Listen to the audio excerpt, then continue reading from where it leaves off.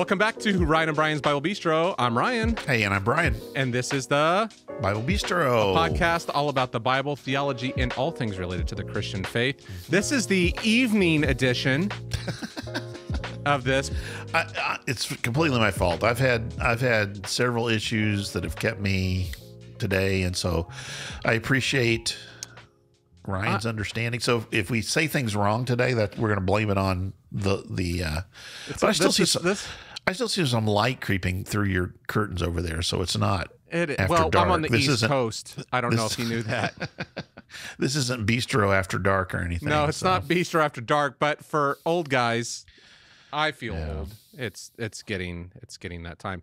Anyway, we're back. Yeah, we had a great one last week, Brian, bringing the Psalms and Jesus together into one. Yeah. We've had a couple of reactions to that. We had a couple of reactions. I got a text message of an exploding skull. The head blowing off. The smiley face with the head blowing off. Because there's a lot in there. And there's a lot that, it kind of ripple effects out of that. So if you missed last week, you got to get back. Go back and listen to that instead of this one. So. Well, listen to this one all the way through, then decide if you should have listened. Then go back. Yes. Well, I talked again because we've kind of been living at that ragged edge of getting things done. Like, what are we going to do? What are we going to do today? We're going to talk about the parables, and actually, I think this was good because, and I'll a little bit later in the episode, I'll talk a bit about why I thought about this. But it's kind of bringing together some of the things we've talked about recently. You might remember a few weeks ago we talked about the kingdom. We had this question about the kingdom of heaven. Why do we have the kingdom of heaven in Matthew? And we went back and looked at the Old Testament concept of the kingdom and what's Jesus, how central it is to his teaching and what he's trying to say with it. So it's going to bring a little bit of that into it. It's going to bring a little bit of what we've seen with worldview, talking about a couple of weeks ago, we talked about that book, Transforming Vision. We didn't talk just about the book, but you had mentioned you've been reading it and some of the concepts from that. And we've talked about worldview in the past, and I think it's an important way. And in fact, I'm going to tell you today the way I was introduced to the whole idea of worldview, which I came to it a little bit differently than I think you did, Ryan, and some other people. But that we're going to bring together those things at least, and maybe some other things that we've looked at in the past several weeks. So I thought this would be good. So it's thinking about parables and how do we interpret parables. And here's the thing, you know what I'm talking about when I say a parable, right? It's one of these stories that Jesus tells. Parables existed before Jesus. There are even a couple of parables in the Old Testament, but it is a form that Jesus seems to have taken and used in a lot of his teaching. And I think there's some good reasons for that that I want to talk about and look at today. Here's kind of how I was beginning when I was thinking through this with you is parables are kind of tricky in their simplicity. Because they're very simple. Some of them are very short. They're very simple stories. And so on their surface, they might seem to have a very obvious meaning. And yet you get into some of them that are a little bit more difficult and a little bit trickier. Yet I think parables are powerful. In fact, don't you think they're easier to remember than some of the other? Yeah. Well, we've talked about this before. Like, story is such a powerful hook in our brains. Yeah. And we remember movies. We remember the storyline, and as you remember the storyline, you remember some of those bits and pieces along the way. And so I think that's why some of the parables stick out sometimes more in our mind. It's because it's a short little condensed story that we can hook ourselves onto. And here's how it relates a little bit to worldview. I'll say more about this in a minute, but we are kind of story-making people, too. We even take the things around us and fit them into a story about our own lives. So if you talk about, if somebody asks you a question, well, how did you get to this point? You kind of go back and you pick up on salient moments in your life and you kind of put them together in the form of a narrative, right, or a story. It's like when someone asks me, how did I become the way that I am? You're like, well, it all started. My mom dropped me on my head. No, anyway. That's all right. No, that's all right. That's fine. Keep it going. Tough guy. But yes, we're story-making machines. So the word parable itself means something that it's to lay alongside or to throw alongside is the idea, to put things kind of side by side. And so you're making a comparison between this story and some kind of point you're trying to make. And I think there's a couple of different ways to look at parables. Some people think that parables, because they're short and kind of punchy, have one central point. And there have been authors that have really emphasized that point strongly, that every parable really only has one point. And yet more recently, there have been some authors that have, I think Blomberg may have been the first one to do it, but probably not. But anyway, there have been later authors. I have no idea who you're talking about, but go ahead. Craig Blomberg. But okay. there are other authors who have suggested that there may be multiple points, and particularly with some of these longer parables. I'm going to mention one specifically in just a minute. He proposed that maybe there's 1 point per character. So, for example, the well-known parable of the prodigal son. Right. We could tell that story. In fact, the funny thing is, you mentioned movies and stuff. That story has been retold in various ways, I think, in both TV shows and movies and this kind of thing. It's a well-known story, right? The prodigal son.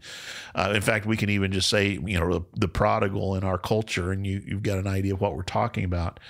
But there are three main characters. There's some sub-characters in there as well, but the three main characters are the prodigal, of course, and that's why we titled the parable for him. And then there is the father, right? Who he speaks to at the beginning of the parable, and then, of course, famously he comes back to, and the father receives him. But then do you remember who the third major character is? It's the older brother who's upset. Exactly. And he won't come into the party, even though the father's throwing a big party. The older brother won't come in.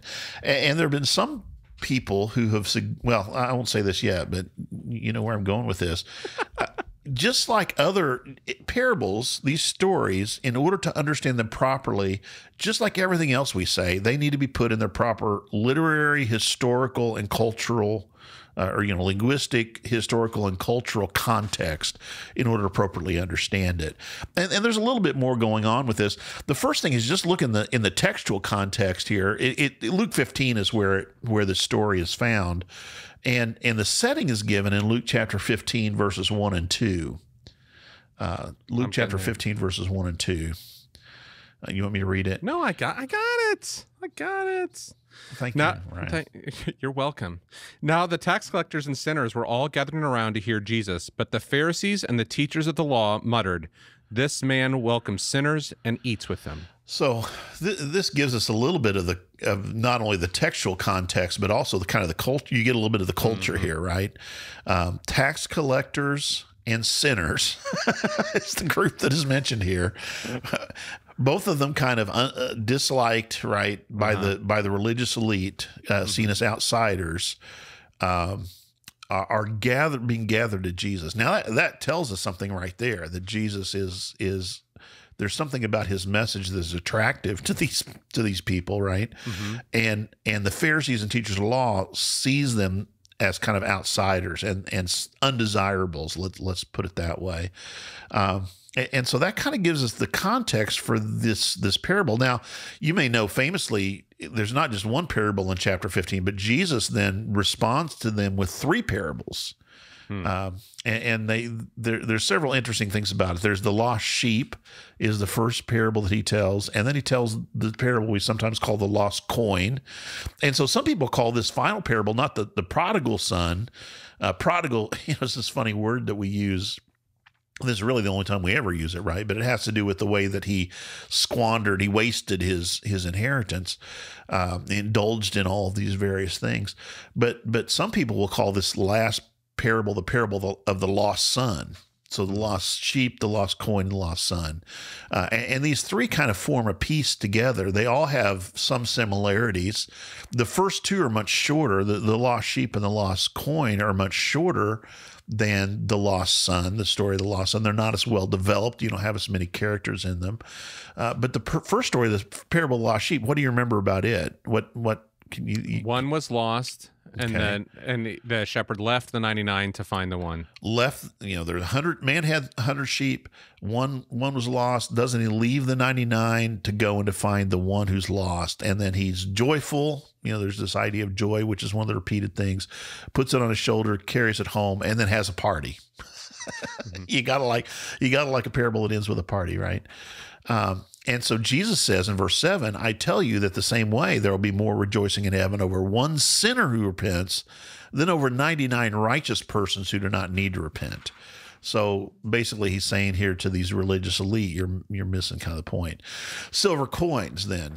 This is a little less known story. A woman has 10 silver coins and loses one. And then Jesus says, doesn't she light a lamp, sweep the house, and search carefully until she finds it? The first one I think has to do with the concern for the one. Out of the 100, the shepherd is still concerned for the one. This second one, I think, has to do with the lengths to which she goes in order to find what's lost, right? That tells us something here. So when she finds it, she calls her friends and neighbors and said, hey, let's have a party, right? So 3 lost things, and then we're going to get to parties. 3 found parties. So basically, she's saying, rejoice with me. Rejoice, that's the idea. Rejoice with me. I've found what was lost, and you should be happy with me, right? Mm-hmm. And so then we have this story of the prodigal. And of course, this is much more well developed. There's a man who goes on a long journey. He asks for his inheritance, first of all, which, let me say, culturally, if you've heard this preached, you probably heard a lot of what I'm getting ready to say, but culturally, that would have been an unexpected thing anyway. To ask for his inheritance while his father was still alive would have been considered kind of a slap in the face, right? Mm-hmm. But he takes it, and he goes into a far country. So he takes this long journey into foreign territory, and there he begins to use all of this in waste, all of this wealth. Squandered is the word that's used in my text, in wild living. He squandered this in wild living, and then after he'd spent everything, a severe famine hits the land. And so he finds himself in difficult circumstances. And this is one of those details that if we just read it, I think we might miss a little bit, not thinking about it culturally. But it says he hires himself out to someone from that country who sent him out into the fields to feed his pigs. Now, you're talking about Pharisees, religious leaders, for whom pigs were considered unclean animals. Right, that you never would come into contact with. And he finds himself feeding pigs and even longing to fill his stomach with what the pigs are eating. He's in that difficult of a situation. And so he has this kind of moment of clarity, and he speaks to himself, and he says, well, I'm going to go and just throw myself. My father's servants have it better than I do. So I'm going to throw himself on his mercy, even though I have kind of shamed myself in his presence by asking for my inheritance. I've wasted it now. I'm going to go back and just say, hey, hire me as one of your hired hands, and I'll be in a better situation than I find myself in now. And so he goes to talk to him. And before he can even kind of give him that speech, the father comes and runs to him. And there's a lot of people make a big deal about this. There's a really good author, by the way, by the name of Kenneth Bailey, that has written about some of these things, because he spent a lot of time studying kind of the cultural dynamics of shepherding and all these kind of things, and has drawn out some really cool images like this. But one of the things he mentions is the father running was kind of an unexpected detail that he would kind of how to say him put himself in a different kind of situation than a father, head of the family, typically would. Mm-hmm. But he goes out and he throws his arms around his son and kisses him and receives him back, not as a hired servant, but instead as a son. And he says, bring out the best robe, put a ring on his finger, put sandals on his feet. In other words, restore him to his position that he has previously. Bring the fattened calf. And the idea is that this is one that we put aside in the barn. We've been feeding extra in order to have a big party. And he says, let's celebrate. And why do we celebrate? Well, my son was, the way he says it, my son was dead and is alive again. He was lost and he's now found. So they had a party, right? As one does. Well, so you see the similarities, mm-hmm. right? Absolutely. See what's going on in all three of those. And so then what happens is we find this final scene. The older son comes along and he hears what's going on, and he's like, what in the world's going on? So he asks, and they say, your brother has come and your father's killed the fattened calf because he's back safe and sound. And the older brother refuses refuses to go into the party. And his basic thing is, I've been here all the time. I didn't shame you in this way. I didn't do anything I shouldn't have done. And you're celebrating because the son of yours, my brother, has come back, right? Actually, the son of yours is what he says. But, and so in that context, what do you think the primary point that Jesus is trying to get across is? How would you put what is his primary point, Ryan? About the older brother? Yeah. Well, I think he's made a comment to the Pharisees that, that this is their brother and they need to celebrate, they're more concerned about themselves and the position they've held than actually about, this is the classic thing that Jesus always points out. You've lost the law, but you've lost the heart of the law. Yep. Like you don't know what it's about. It's not about bringing people, you've made it legalistic, and it's about bringing people to the Father. You muttered about these sinners and these tax collectors, and yet the angels are rejoicing over a sinner more than they are righteous people who are, like the older brother who was there all along. And so that basically there's a time to rejoice when they come back, and that should be your attitude. And instead your attitude is, who are these people? Why are they here at the same time? We're going to see that that's kind of a common issue that Jesus had to deal with. And I think there's a really good reason that he uses parables in order to do that. Okay. Here's a parable question for you though. Okay. As we think about this, how should we think about the Pharisees and the fact that I think this is always the thing I always want to ask you, like, when does it break down? Like a parable always has limits on it. So the Pharisees are the ones that have stayed faithful to him. Right. So are we to think that would they have just said, like, we should be rejoicing, but we're still part of the family? Or what do you think? Do you think there is another message even there for them in that as well? I think there's a pretty serious message here, and we're going to get into a couple of parables here in just a minute where that message comes through even clearer, I think. Okay. In other words, yeah. I'm just asking the reverse of it. You know what I mean? Yeah, I absolutely get it. They're the son that stayed around. So the son's been faithful to hypothetically faithful to the father. Exactly. So I just wondered, when do we stop? Because I think there's sometimes we can. How far can we stretch this? This is always my thing. I was going to say this a little bit later, but this may be the time to say it. I'm sitting here trying to find that. There it is. My iPad that I have my notes on just decided to lose its batteries. So there, I'm finally back. I was going to say this a little bit later, but it reminds me a little bit of what Jody Owens talked about. Parable is a kind of wisdom literature. Right. Yes. Right.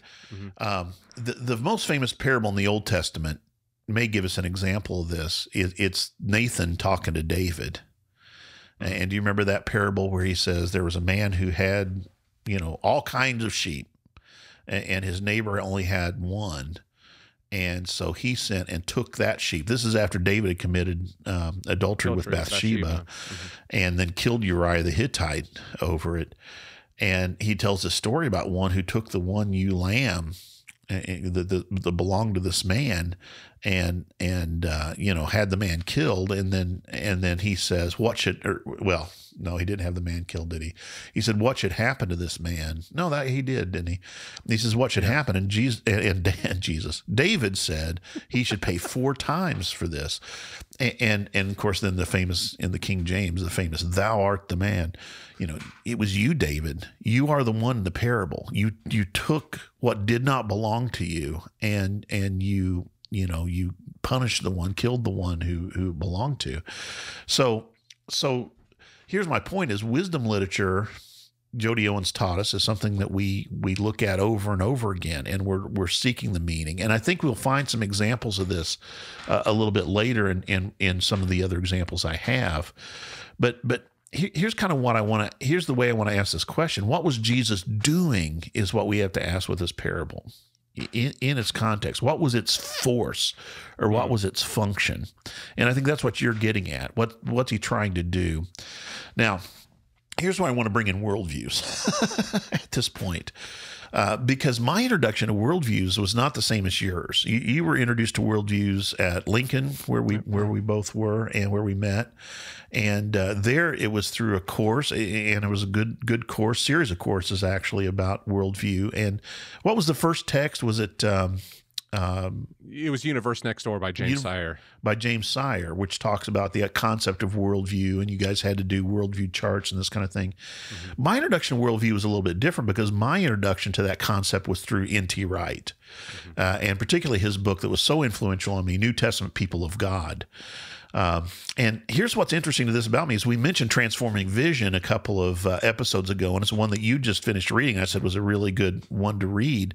And this is where this concept of rights kind of comes in. He dedicates New Testament People of God, as I mentioned, to Brian Walsh, one of the authors of that Transforming Vision. They were in Toronto together for a few years, teaching in the same university setting, and they rubbed off on one another in a sense. And this idea of worldview is one that became very central to Wright in his writing. Mm-hmm. For him, he talks about the way that worldviews can be analyzed, but he also talks about the way that worldviews are formed. And so there's always four elements, he says, to a worldview. And you talked about this a little bit a couple of weeks ago. One of them is questions. And you talked about those questions. Who are we? Where are we? What's the problem? And what's the solution? And the way we answer those questions say a lot about our worldview. So one are these basic human questions.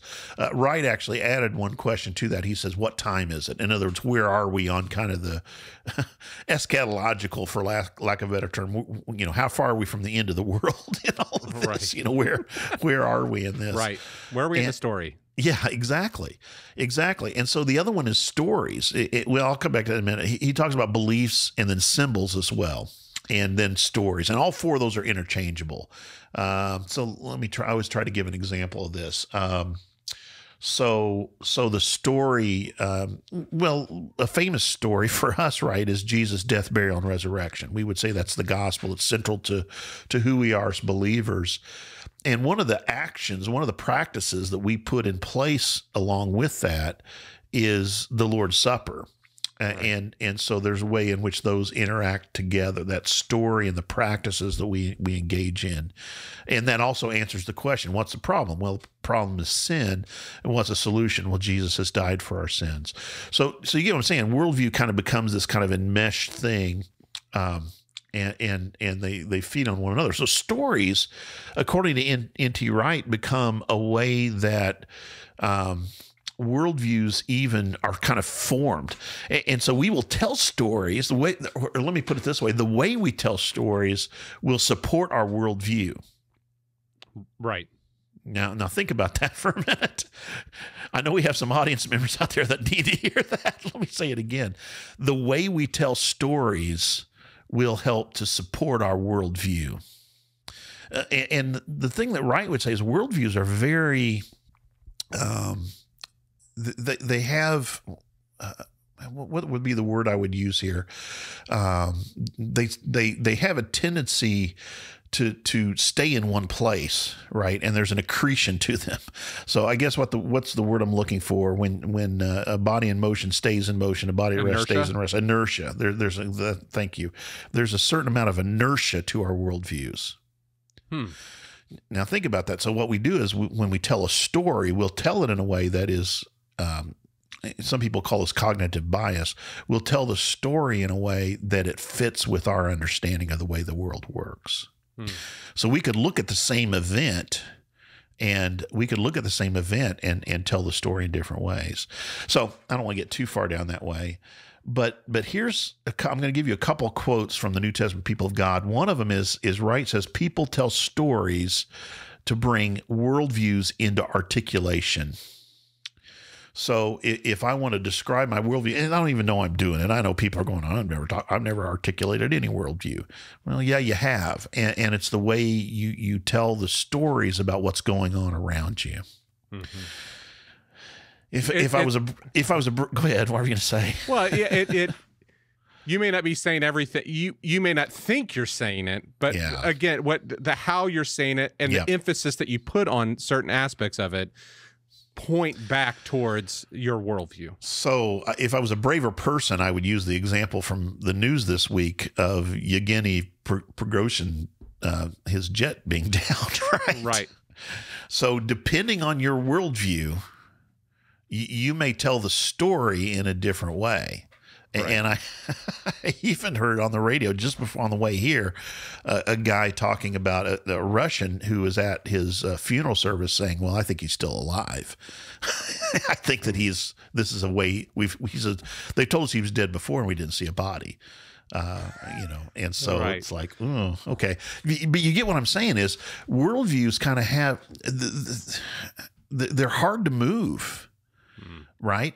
And this is where we are in this country, right? We have different ways of looking at those big questions, and that's very difficult, and that's okay. I mean, there's nothing wrong with that, except right, we need to be willing to look at other things. And here's my point: this is where Jesus found himself. Jesus found himself articulating a different worldview to a people to whom he was sent, who had a very strong sense of how the world was supposed to work.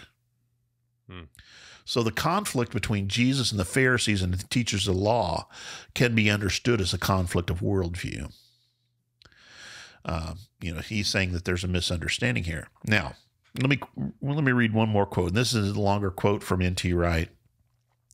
He says, nevertheless, it is precisely part of the story that we continually tell ourselves as making most sense of our being in the world that there exist, in addition to our own private stories, other texts, including those found in the New Testament, and that these stories may, if we attend to them, and you said you haven't started reading Lonergan yet, but he says, if we attend to them, so if we pay attention to these stories, they may, and here are the choices, they may reaffirm, modify, or subvert some or all of the stories we've been telling ourselves. They can affirm them or reaffirm them. They can modify them. So, okay, we've been pretty much on the same track, but this is going to be a little bit, I'm going to move me a little bit this way.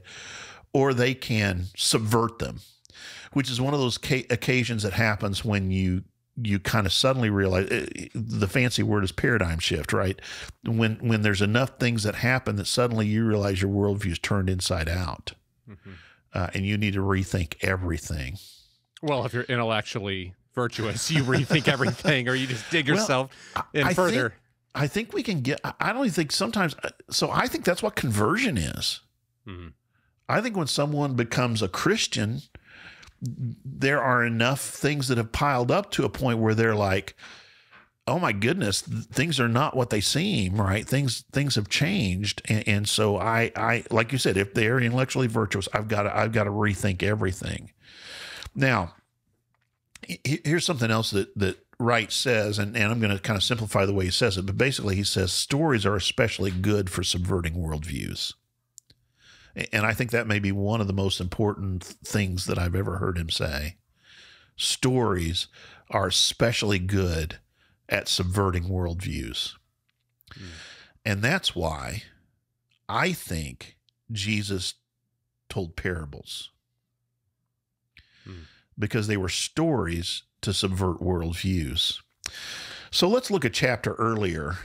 We've been looking at Luke 15. Let's look at Luke 14. I like that quote. I mean, I know it's not a direct quote, but it's a very interesting concept, because I think it's, as we talked about, they stick with you, and because you have to think about them, and you're looking, who am I in the story?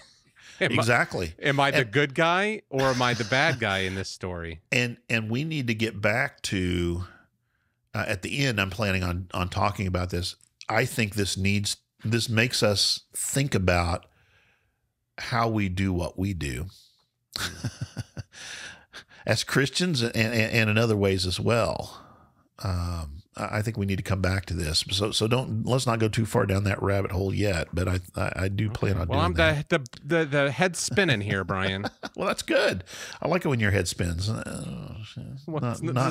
This is not whatever that movie was. The Exorcist. Exorcist. There you go. Okay. So this is the parable. This is what led me here today. I used this just as a sub point in a sermon this last weekend, but I was thinking about it a lot. It's from Luke 14, and it's the parable of the man who was throwing a banquet. I can't remember the official title of this, but basically the man who invited people to his banquet. Before I look at that, though, let's look at this setting. So that's back up in chapter 14, verse 1. Do you have that there? Mm-hmm. One Sabbath, when Jesus went to eat in the house of a prominent Pharisee, he was being carefully watched. Okay, a couple things here that are really interesting. So Jesus invited to this prominent Pharisee's house, and he's there for them to watch. Now, what happens is there's a man who comes in who has an illness, an abnormal swelling, and so Jesus asked the Pharisees and the experts of law, and it's almost like, this happens all the time when Jesus is at some Pharisee's house. There's some sick guy comes in, so he says, "Is it lawful to heal on the Sabbath or not?" They don't say anything because they're just watching him, right? And so Jesus heals the man.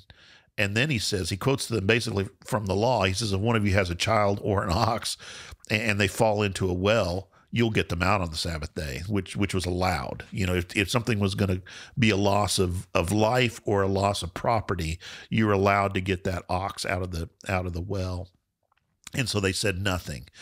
And then Jesus kind of gives us teaching. He said he was kind of looking at everybody taking their places of honor. And he said, you really should not go sit in places of honor. You should sit at a lower seat. And then when the host elevates you, it'll make you look good. Whereas if you try to sit in the chief seat, you're going to be humiliated, and so he goes through all this thing and talks about, you really should invite the crippled and the lame and the poor to your meals. And so one of them says this is verse 15, and this is the introduction to the parable itself. When one of those at the table heard him say this, he said to Jesus, "Blessed is the one who will eat at the feast of the kingdom of God." And I kind of imagine him, if you've ever been at one of these events or whatever, he's just one of these guys that doesn't quite see what's going on. Everybody else is like a hushed silence, and then like this guy's like, but he hears Jesus Ernest talking about goes to dinner. Exactly. He hears Jesus talking about all this feast stuff. And I think this does show us a common thought, though, this idea of this great banquet that God was going to throw at the end of time. But here's the thing. I think all of the people who were at this prominent Pharisees party probably thought they were going to be at the chief seats of the bar of the banquet. Do you get what I'm saying? Yeah. I mean, they were there to bust Jesus, weren't they? They were. And so, but my point is their worldview is shown here in that they're saying, oh, I think we're the ones who are going to be a part of this big eschatological banquet. Let me call it that fancy term. So Jesus tells them a parable. And here's the interesting thing. I'll read a little bit of it. Jesus replied, "A certain man was preparing a great banquet and invited many guests. So at the time of the banquet, he sent his servant to tell those who've been invited, 'Come, for everything is now ready.' So the invitations went out, right? And now he's saying, okay, it's time for the banquet. But they all then began to make excuses. So all these people who'd been invited first said, well, I just bought a field and I must go see about it. Please excuse me. So he has this kind of financial thing that's his excuse. Another said, I've just bought 5 yoke of oxen. I'm on my way to try them out. Please excuse me. So I've got, more important things to do. Still another says, I just got married, so I can't come to the banquet. Servant came back and reported this to his master. Then the owner of the house became angry and ordered his servant, go out quickly into the streets and alleys of the town and bring in the poor, the crippled, the blind, and the lame. Sir, the servant says, what you've ordered has been done, but there's still room. Then the master told his servants, go out into the roads and, in other words, go far away, into the roads, the country lanes, and compel them to come in so that my house will be full. Okay? So the ones who were initially invited, because they make their excuses when the time for the banquet comes, these others are invited instead. And then Jesus says this, and I think this answers your question that you posed earlier. Jesus ends this parable, I tell you, not one of those who were invited will get a taste of my banquet. So What's Jesus that saying? is a mood killer. Yeah, do you You've want to got invite him? Ernest saying, "Hey, man." So what do you think he's saying? How would you understand this in the context? The Pharisees who think that they're great, who have missed the point of the law, who have missed the heart of the law, are not going to find themselves at this banquet that they think that they're the ones that deserve to be there. That's what I think. Instead, the very people that they would see as cursed by God, the lame, the poor, the crippled, the blind. Blindness, this is a little bit of a worldview thing. Blindness in the first century, in first century Jewish culture, was seen as a curse from God. And there's a really interesting story in the intertestamental period called Tobit that shows that clearly. But you can even see it in the New Testament. That's the old bird poop in the eye, right? The old bird poop in the eye guy. Yeah. If you haven't read Tobit, go and read Tobit. Great story. Great story. It's a little like Job, because his wife says, "Well, surely you had to do some kind of sin to get blind that way." I just sleeping outside by the wall. The irony is that he was blinded because he was trying to do the most righteous thing that he could. Mm-hmm. Right? It's another story that subverts that kind of an idea. Jesus' disciples, remember when they encountered a man who'd been born blind? Mm-hmm. They're like, sinned? Okay, what's that? Who sinned? Because he was born blind. There's no question that sin is the reason for this. But was it his parents or was it him? That was their theological issue. And Jesus is like, "Oh, guys, come on. I don't think you're understanding the point." So he's like, "Catch up. I got to go party to kill." So here's my point, is that Jesus, I think, is subverting the thinking, and this is what brings us opposition. He's subverting the thinking with these parables of the Pharisees. And here, here's N.T. Wright. Stories are especially good for subverting worldviews. If you want to overturn someone's way of viewing the world, you should tell them a story. So here's where I thought we'd talk about the kingdom a little bit, because I mentioned back when we talked about the kingdom of heaven stuff that Jesus uses kingdom parables to talk about the nature of the kingdom and how it's different than what people were expecting. You remember we talked about the kingdom was a concept in the Old Testament, but then even though we don't find that exact phrase, but this idea of, one of David's line that's going to reign eternally on a throne. But then I think, especially under the influence of the Maccabees, which we talked about a different time, especially because of that influence, the idea of the kingdom became about a military overthrow of the government that was there at the time, that would, usher in a new age for God's people. Okay. That's what they were thinking the Messiah was going to do. And so Jesus had to subvert that idea of what the kingdom meant. As we mentioned then, the kingdom of heaven or kingdom of God is central to Jesus' teaching. And it's some of the harder things that Jesus taught, I think, in this. Some of the things you remember when we talked about stories about Jesus, our favorite stories, and some of the hard ones? Yeah. I think these are some of the harder ones.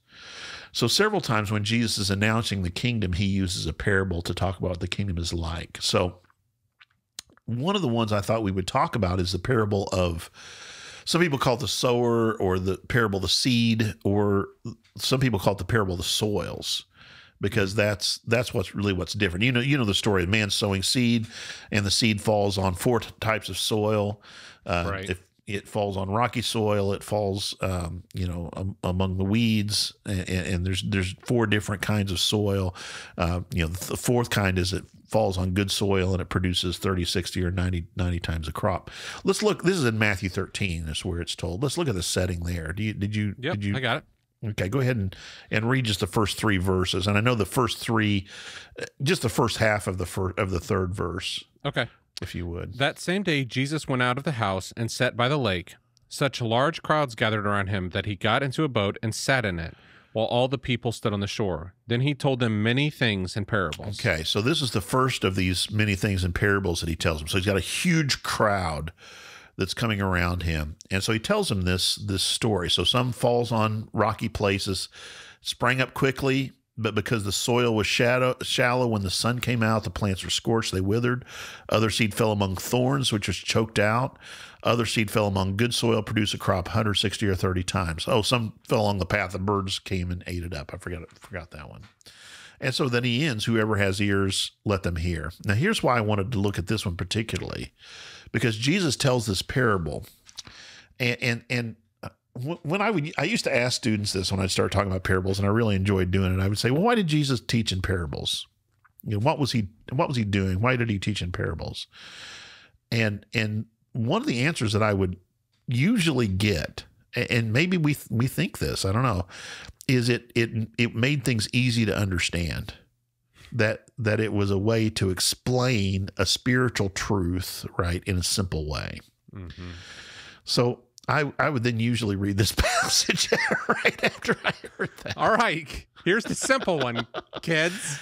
And so the disciples came to him and they asked Jesus. So I say, well, why does Jesus say that he teaches in parables? Why do you speak to the people in parables? And he says, because the knowledge of the secrets of the kingdom of heaven have been given to you, but not to them. Whoever has will be given more, and they will have an abundance. Whoever does not have, even what they have will be taken away from them. This is why I speak to them in parables. Though seeing, they do not see. Though hearing, they do not hear or understand. In them is fulfilled the prophet of Isaiah. You'll be always hearing, but never understanding. You'll be ever seeing, but never perceiving. For this people's heart has become calloused.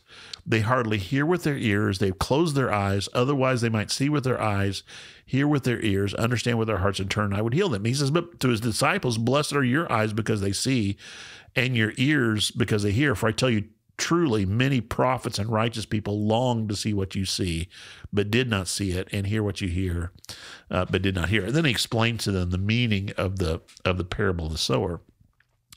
But my point was that Jesus almost saying the opposite. I'm not telling them parables so that they can understand. I'm telling them parables so they don't understand. Okay, so what does that mean? And so he says the secrets of the kingdom have been given to you disciples. Is it only somebody? Is this Gnosticism? Is this only when we have secret, revealed knowledge that we can be insiders and be in the club, or what do you think? Well, I think him quoting Isaiah is important through all this stuff, and also saying that many prophets and righteous people long to see. Like, I think there's when we see that the righteous people long to, I think Jesus is making the connection. Righteous people and prophets would have understood this as well, and you understand it now. And I think that reference back to Isaiah is talking about people who've been disobedient, right? Isaiah's giving this prophecy. You're disobedient, and God says, I'm going to shut your eyes, shut your ears, lest I turn from my anger towards you. And so, like, for me, as I read that, I see that as it's not a secret knowledge, but it's kind of their disobedience has brought them this place of blindness to what is being said. There's calloused hearts. This is where I was originally going to talk about Jody Owen then, that these are given so that if you... and Jesus, he interprets some for them. And if you meditate on them, and if you think through, and you have an open heart and open mind to hear what Jesus has to say, then you come to an understanding of what the kingdom of heaven is like then. There's the element of growth is one of the things. Jesus uses so many parables about the kingdom that has to do with this idea of growing. He goes on next in verse 24 and talks about the parable of the good seed, right? And he sows the good seed, but an enemy comes and sows weeds among the wheat. And so the man says, wait till the end at harvest, and then we'll pull them in, and the wheat will be thrown into the fire. But then the next parable, so he's telling several of these. He talks about this idea of the mustard seed. It's the smallest of the seeds, yet when it grows, it becomes the largest of the plants and becomes a tree where the birds come and perch in its branches. And the idea there, I think, is that it becomes a place of refuge, right? A kingdom of heaven is like yeast, which a woman took and mixed into about 60 pounds of flour, is the NIV translation there, until it worked through the dough, which I don't know if you know, but 60 pounds of flour would make a lot of bread. I think I'm not a baker, but I can imagine. I think the estimate I read one time was 600 loaves. So not loaves like our, not like Wonder Bread, right? But 600 meals. So she's literally, I always say when I'm teaching this, she's literally cooking for an army, right? This is a huge amount. And so the kingdom of heaven is like that. It's the idea of yeast that spreads, and it causes growth, right? It causes things to grow. And so then it says Jesus spoke to the crowd in parables, he says. And then I want to look at this last one because, he talks about the who is the good seed and who's the bad seed. He talks about the Son of Man himself is the one who sowed the good seed. The evil one is the one who sold this. So then he talks about the kingdom of heaven is like treasure hidden in a field. When you find it, you go and sell everything you have to get it. In other words, the kingdom is more valuable than everything. It's a pearl of great price. Right. So I was wanting to talk about the disobedient son, and I'm trying to remember where. Oh, that's in chapter 21. So he tells all these kingdom parables throughout this. And so again, I guess my point here is that these are things that we have to think about. This is when I was talking at the beginning that they are, they're surprisingly, their simplicity hides their difficulty, I guess is what I'm trying to say. Mm-hmm. And so they need to be meditated on, and they need to be put in context. So can we ruminate on here? Sure. Ruminate, as I'm using this word. So back here to the parable of the sower, going back to this and this Isaiah passage in there, and they're not understanding. So, right. I mean, is the thought, again, this is conjecture, I'm thinking, but like that they're going to think about these things, and I think about that Isaiah passage and like make the, like because it is wisdom literature in some ways, like it's their meditation, they're meditating on it, right? That they'll eventually find. It's for them to think about what soil they are, and that let me ask you: were there any Pharisees in the early church? Yes. So it was designed for them to. So, I think this is one thing we've talked about. This, it's sometimes preached a certain way, but like, right, your soil doesn't have to be your permanent soil. Right. Yeah. I think that, the point of it is the whole point of all these parables, I think, are to subvert worldviews.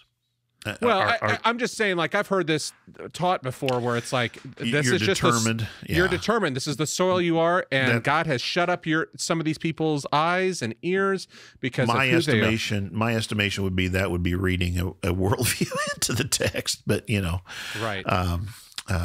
Anyway, but okay, let me it was a side just to talk about good. While we're talking about like meditation literature, what do we do with that? I think we have to meditate on it. We have to spend time in thinking about it. Matthew 21 then is where I wanted to go. And so here's the setting of this, and this is the parable of the disobedient son I was gonna go to here. And I'm going to give you some of the story that goes with this context. Jesus entered the temple courts, and while he was teaching, the chief priest and the elders of the people, I always say, always slow down and think about who it is that the opposition is, because we often read that like, oh, blah, blah, blah, the Pharisees, Sadducees, chief priests, it's all the same. But slow down and think about who he's talking to. Chief priests and the elders of the people came to him. By what authority are you doing these things, and who gave you this authority? And so Jesus says, well, let me ask you a question. If you answer me, I'll tell you by what authority I'm doing these things. John's baptism, where did it come from? Was it from heaven, or was it a human origin? So this is not a parable, but I find this just fascinating too. This is a good answer. Mm-hmm.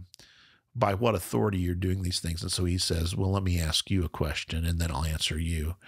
So they discuss it among themselves, and they said, well, if we say from heaven, then he will say, why didn't you believe in him?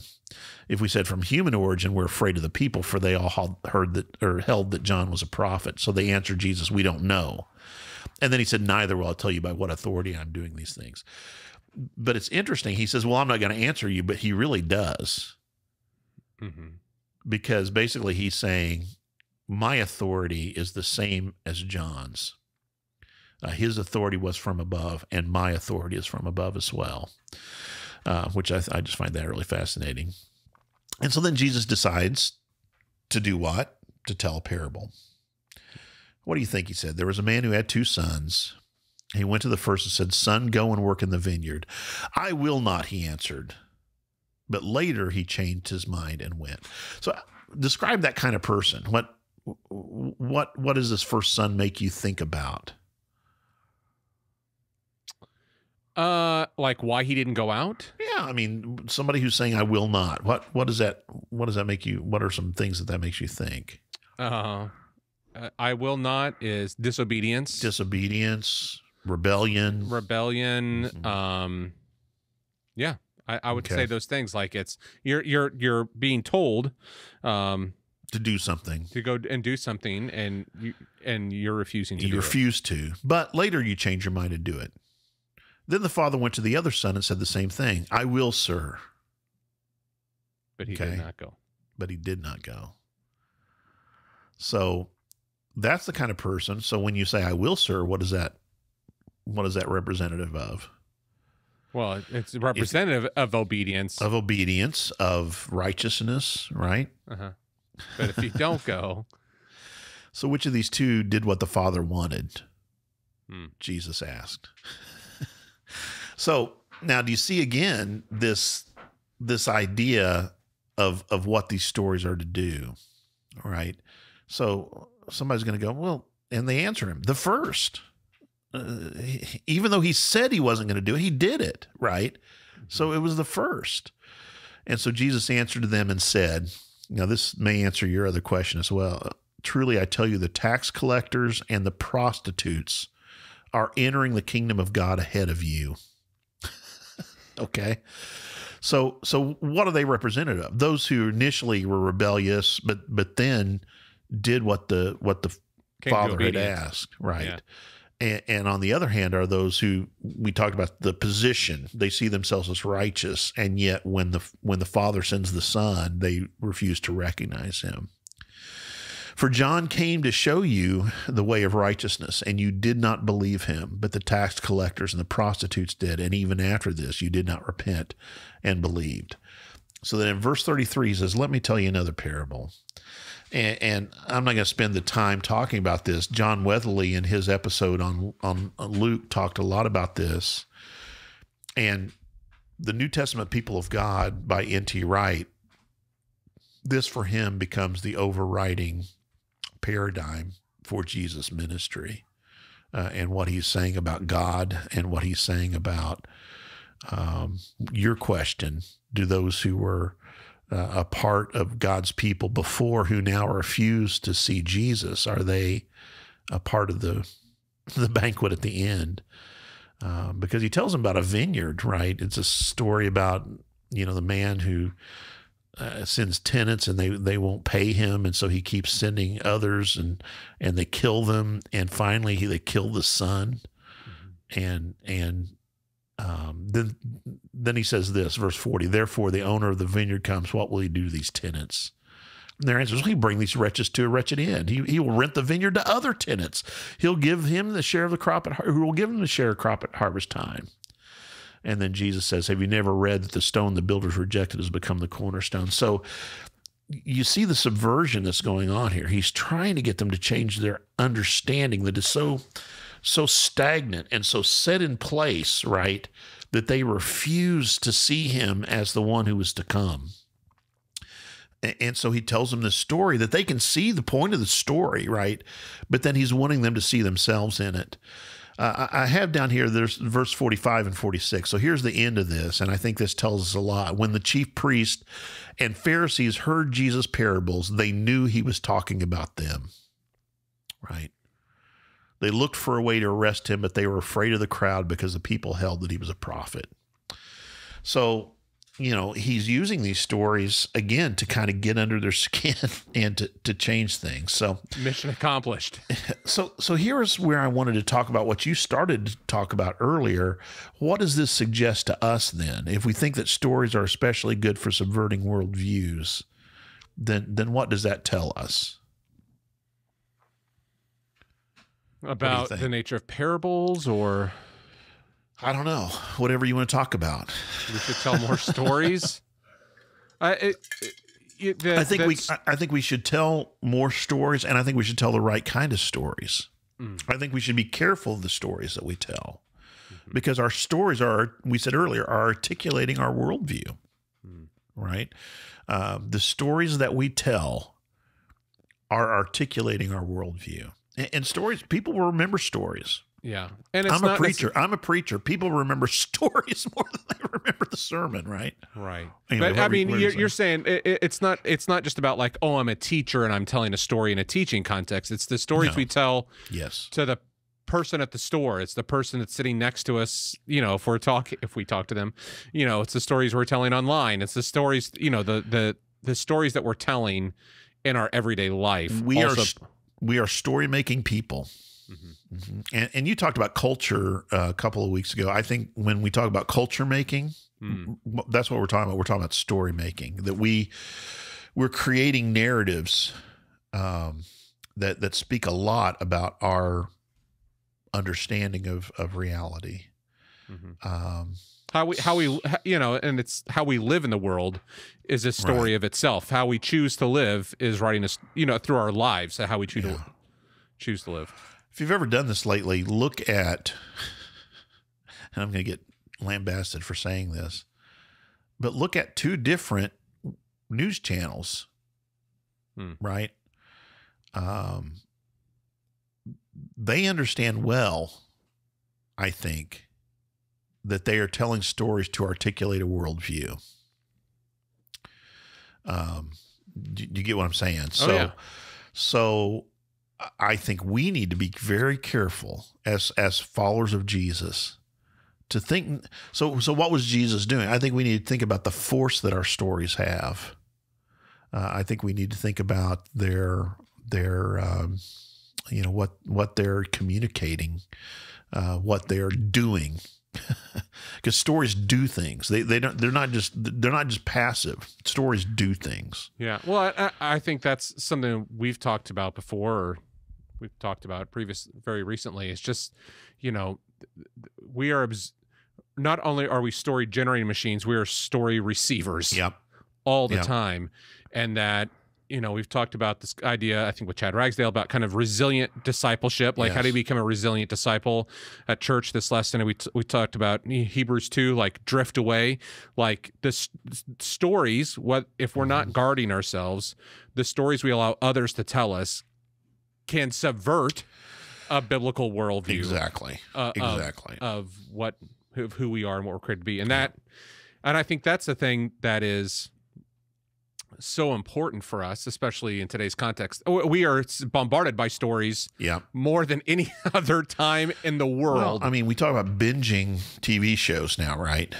And think about that. I mean, think about some of your TV shows, and I'm not advocating us isolating ourselves from all culture. That's not what I'm saying.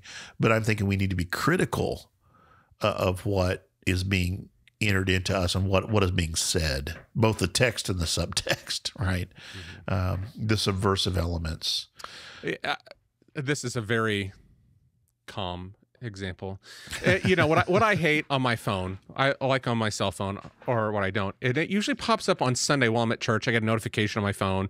It's in my pocket. It vibrates. And of course, I'm compulsive and I look at, what's the message? And it's like, your screen time is up this week. Right. Like how many percentages, or, how long were you on a device this week? And I look at it and I'm just like, oh my gosh.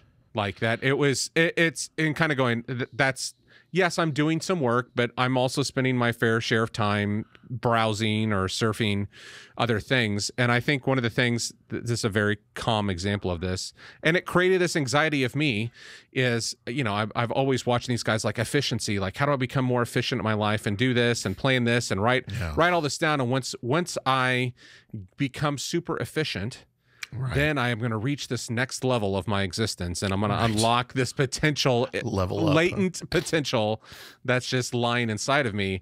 And, I'd try all these things, and I'm like, efficiency is not bad. Like, trying to be efficient is not bad, but it became like this almost anxiety-ridden thing for me, because I kept going to these places telling me that, like, efficiency is happiness. Efficiency is the end goal. The end goal. And so it was, for me, that's a stupid example. Not a stupid example, but I mean, it's a story. I was a story that I was immersed in. And I didn't, I wouldn't say it changed my biblical worldview, but it did create an anxiety in me that was not exactly of God. Let me give a little bit more controversial example. If you're watching and I don't care what news channel, but if you're watching a news channel for longer than 1 hour, maybe on the outside 2 hours a day, then what you are doing is you are allowing that news channel to articulate your worldview, and I can see it happening, and I hear it, and I hear people say stuff, and I'm like, what, And we've got to be really, really careful. I think we are, I think we're being discipled by, Christians are allowing themselves to be discipled by all kinds of different voices. And Jesus said something about a sheep and knowing his voice or something. I can't remember. Yeah. Yeah. But it's, again, what you said is so true. I had a conversation with a neighbor the other day, and he was visiting and brought something up, and he heard it in the news, and I was like, I know who this person is that he was referring to, but not this particular story. Well, this particular story came from this news station to do this, and I was just like, I know what the news station is saying based upon what this person says to me. Yeah. And it's just like, okay, how did we pick this needle out of the haystack? But that's where we landed, and it was that's again, it's not to say that you can't see those things, but it's like we have to guard our minds from being like conformed to that image, conformed to them. Exactly. And the other thing I guess I just want to say very clearly is when we meet someone with a different worldview, okay, one of the things I wanted us to think about is it's probably not going to be facts, right? It's probably not going to be, and I know this sounds funny. It's probably not going to be statistics, but what is very powerful is a story. Like you know that as a videographer, right? I mean, you're constantly telling that to your customers, right? That you need to get the story. All you're doing is trying to tell the story in a way that it has an impact, right? Yeah, a compelling story. Those words go together very easy. Compelling story. Exactly. Yeah, compelling statistics, not so much, but. But you get what I'm saying is I think that's when we're thinking about butting heads and that kind of thing. We might be better, because Jesus could have said to the Pharisees, "You guys are missing the boat. Here's what you need to be doing," right? And butting heads with them, and he butted heads with them. Don't get me wrong. And the 7 woes. The Pharisees is pretty strong language if you haven't read that recently, but he also told these stories trying to get under, I think, some of these defenses and get them to think about things in a different way. Now, he was a masterful storyteller, Jesus was, but I think thinking in those ways, like how can I get these things across? So anyway, just some thoughts. Yeah, no, I think it's really good. We know the power of story. Jesus used story. Right. So we need to, as Christians, make sure the story we're telling is accurate and reflective of the story of God. And also we need to be on guard of the stories that we subject ourselves to. It needs to be true. So yeah, I'm just your point there made me really think about this. It was an interesting book I read. When you think about what is true, the question, are the Chronicles of Narnia true? Well, there's a way in which they are. They're true to the story, and that's what I'm saying. No, we don't believe they factually happen. They're fiction, but they speak of a truth, I guess is what I'm trying to say. Anyway. Yeah. That's great. Good. The power of story right here. It's fantastic. Well, and I think not to just NT Wright party here. I was listening to another book that he had. It was just really interesting. And he's like, oftentimes when we think about the gospel, we think incarnation, cross, death, burial, resurrection. There's all this middle stuff, these stories that are important to shaping. The gospel is in that middle section as well. And we got to pay attention to those stories. So, well, Brian, thanks so much for that late night. The light back here behind me on my windows is going down, man. I still see it's light out there. You guys in Indianapolis living eternal paradise there. My friend is Greenwood, Indiana. Eternal paradise. I was almost told your address, but I guess I won't. Don't do it. All right, Brian. Well, thanks so much. If you're enjoying the podcast, we invite you to interact with us. Tell us what you like, what you don't. I know some of you got our cell phone. Share it with a friend. Share the story. Share it with a friend.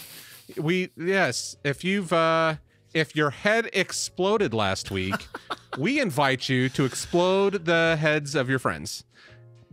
Well, Something I'm just like that. Yeah. Well, I'm just saying. Now we're gonna get banned. So anyway, someone's gonna do a deep fake. I'm sorry, I said the wrong words for Brian. Everyone. Well, if you find it meaningful and thoughtful for you, share the gift of thoughtfulness with others. Help others share their story as well. All right. Well, thank you so much, Brian. Appreciate it, and we'll see you next Tuesday. All right. See you soon. Bye. Bye.